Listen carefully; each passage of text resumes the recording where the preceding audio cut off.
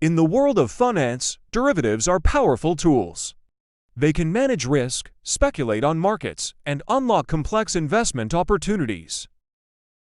But when it comes to Islamic finance, which adheres to Sharia principles, the question arises, should derivatives be included? This short video explores the debate, examining both the potential benefits and challenges.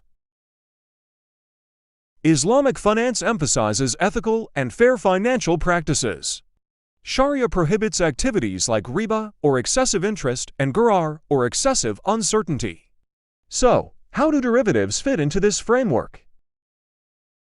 The scholars have different opinions regarding this matter.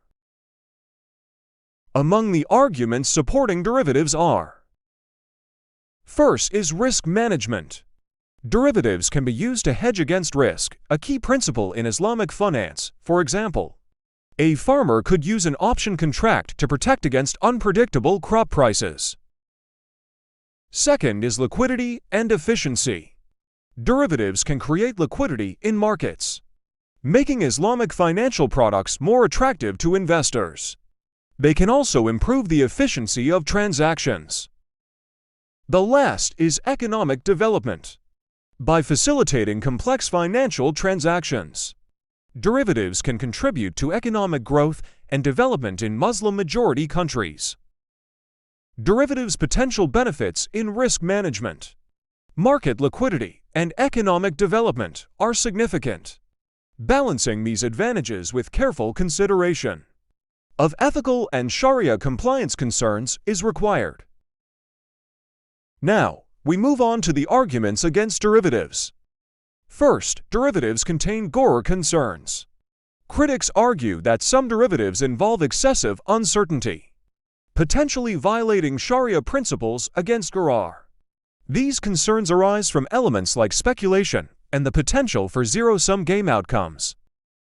Second, it is similar to riba. Certain derivative structures may resemble interest-based transactions, raising concerns about compliance with Sharia's prohibition of riba.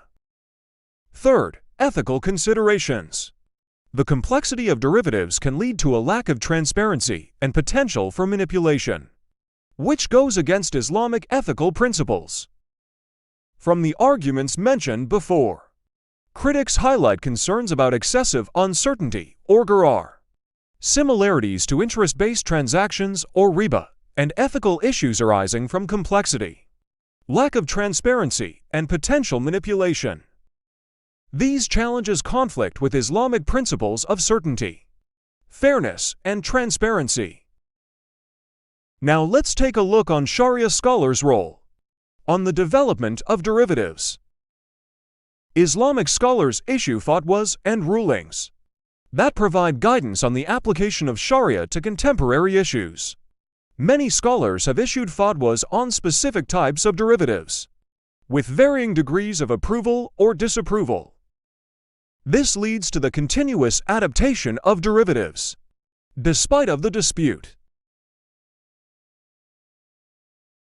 Islamic finance is an evolving field, and scholars are constantly adapting their interpretations of Sharia to the evolving financial landscape. This ongoing dialogue helps ensure that Islamic financial products remain grounded in ethical principles.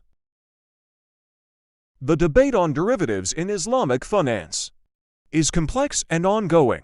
There are valid arguments on both sides, and ultimately, the decision of whether or not to include them depends on a careful analysis of their benefits and risks.